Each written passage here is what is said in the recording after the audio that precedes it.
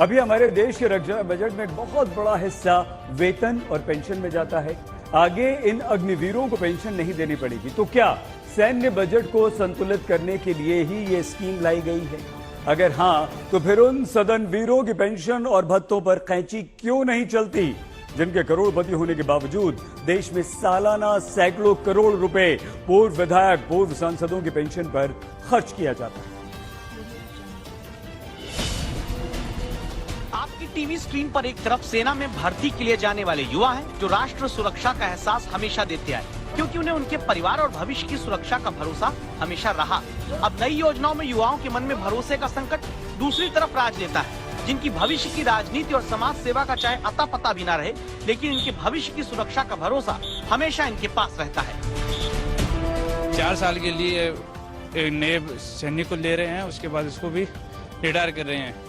तो एक विधायक है, वो 5 साल के लिए रह रहा है, उसको उसके बाद मिल रहा है पेंशन। अग्निवीर 4 साल देश सेवा करने के बाद पेंशन के हकदार नहीं रहेंगे, लेकिन सदन वीरों की स्थिति देख लीजिए।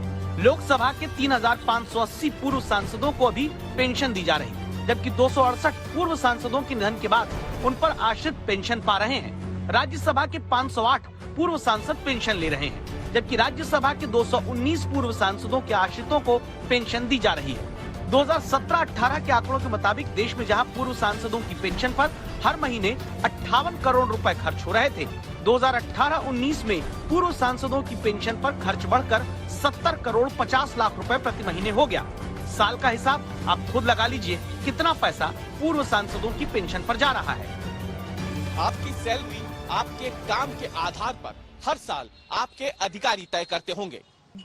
दुनिया के तमाम देशों में भी जनप्रतिनिधि अपनी सैलरी और सुविधाओं पर खुद फैसला नहीं कर सकते, लेकिन हमारे देश में सांसद हो या विधायक अपनी सैलरी और भत्ते का फैसला सदन में आपस में मिलकर आम सहमति से ही कर लेते हैं। अब तक सेना के जवानों के पास 17 साल की नौकरी, फिर पेंशन समेत दूसरी सुविधाएं रही।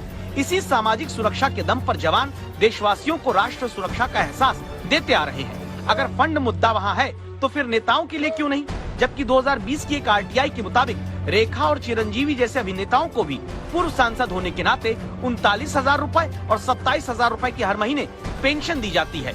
कई बड़े उद्योगपति भी देश में अभी पूर्व सांसद होने के नाते महीने के 25,000 रुपए की पेंशन अपने खाते में पाते हैं। लोकसभा में 88% सांसद, देश में 78% विधायक करोड़पति हैं।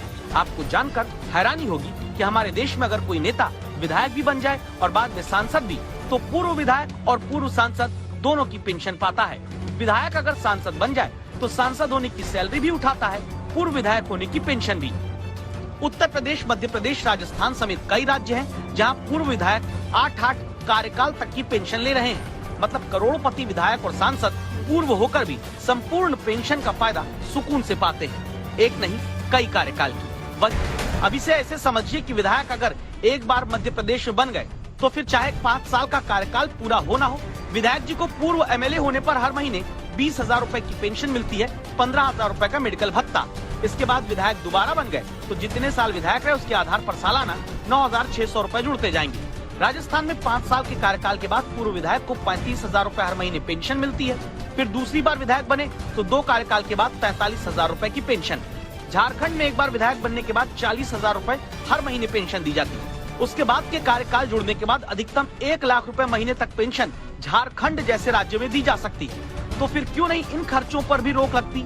जबकि हकीकत ये भी है कि देश में 7 राज्य ऐसे हैं जहां मुख्यमंत्री, मंत्रियों और विधायकों का वेतन ही नहीं, उनके इनकम टैक्स पर भी सरकारी खजाने से ही पैसा जाता है। मध्य प्रदेश के मुख्यमंत्री, मंत्री, विधानसभा अध्यक्ष, उपाध्यक्ष, नेता प्रतिपक्ष का इनकम टैक्स सरकारी खजाने से जाता है। छत्तीसगढ़ में सभी विधायकों का इनकम टैक्स सरकार भरती है। हरियाणा में मुख्यमंत्री, मंत्री, विधानसभा अध्यक्ष, नेता प्रतिपक्ष का इनकम टैक्स सरकार देती है। झारखंड में विधायकों के वेतन पर इनकम टैक्स सालाना 5 करोड़ रुपए सरकारी खजाने से जाता है। पंजाब में 117 विधायकों के इनकम टैक्स पर सालाना 11 करोड़ रुपए का खर्चा सरकार कर रही है। आंध्र प्रदेश, तेलंगाना में CM, मंत्री, विधानसभा अध्यक्ष, उपाध्यक्ष का आयकर सरकार भरती है। एक अनुमान है कि सालाना 1,000 करोड़ रुपए से कहीं ज्यादा का पैसा पूर्व सांसदों और विधायकों की सिर्फ पेंशन पर खर्च हो रहा है। ऐसे पूर्व सांसद और विधायक जो करोड़पति हैं, तो क्या सुविधाएं सिर्फ सदन वीरों के लिए ही रहेंगी?